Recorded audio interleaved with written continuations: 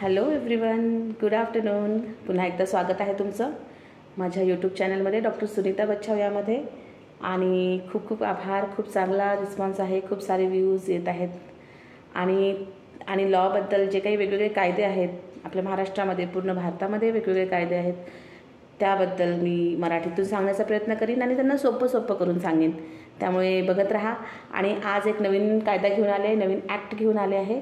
तर चला पटापट सबस्क्राईब करा आणि बघत राहा. Thank you so much. तर आजचा कायदा आहे indecent representation of women prohibition act 1986. तर म्हणजे काय की जे बघा, इनडिसेंट रिप्रेझेंटेशन म्हणजे की एखादी वस्तू एखाद्या स्त्रीविषयी, एखाद्या मुलीविषयी अशा प्रकारे प्रकाशित करणे, बोलणे किंवा पब्लिश करणे किंवा दाखवणे जे की सभ्यतेला धरून नाही आहे. तर अशा ॲक्टिव्हिटीज प्रोहिबिट केल्या आहेत या इनडिसेंट रिप्रेझेंटेशन ऑफ विमेन ॲक्टमध्ये. चला तर बघूया काय काय आहेत सेक्शन्स आणि डेफिनेशन्स. तर सेक्शन 2मध्ये इनडिसेंट रिप्रेझेंटेशन ऑफ विमेन म्हणजे काय ते सांगितलं आहे. तर एखाद्या महिलेचा एखादा बॉडी पार्ट किंवा मग तिच्याबद्दल अवारच्या शब्दात लिहिणे, बोलणे, पब्लिश करणे किंवा अशा पद्धतीने चित्रित केलेला एखादा सीन असेल ते दाखवणे, हे सगळे असे जे ॲक्टिव्हिटीज येतात ह्या सगळ्या इनडिसेंट रिप्रेझेंटेशन ऑफ विमेन या सदराखाली येतात. आणि असं केल्यास त्याला पनिशमेंट आहे. तर बघूया कसं जातो पुढं आपण.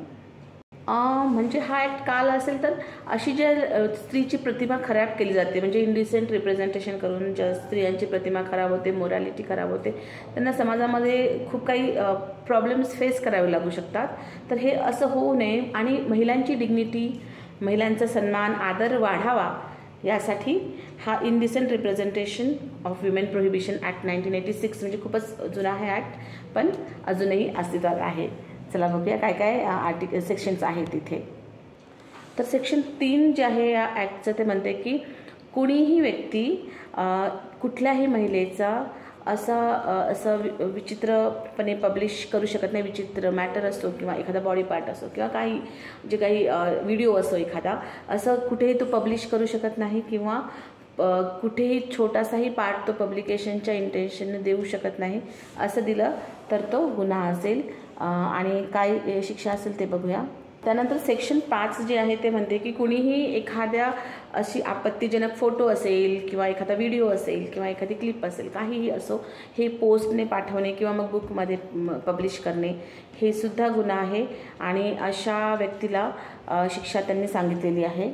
यामध्ये जर कोणी PPT प्रेझेंटेशन करत असेल, कोणी पेंटिंगमध्ये पण ते दाखवत असेल किंवा मग आणखी स्केच वगैरे काढून एक्झिबिशन करत असेल तर हे सुद्धा गुन्ह्यामध्ये, या ॲक्टमध्ये गुन्हा म्हणून गणलं जातं.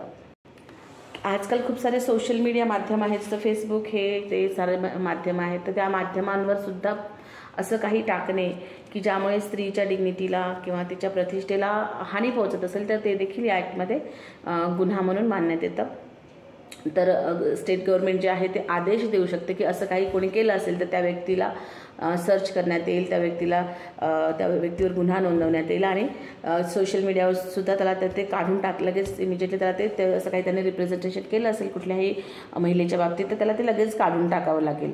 तर असं इनडिसेंट रिप्रेझेंटेशन ऑफ वुमन जर कोणी करत असेल तर काय शिक्षा आहे. तर शिक्षा आहे 2 वर्ष ची पनिशमेंट आहे, इम्प्रिझनमेंट म्हणजे जेलमध्ये जाईल तो व्यक्ती 2 वर्षासाठी.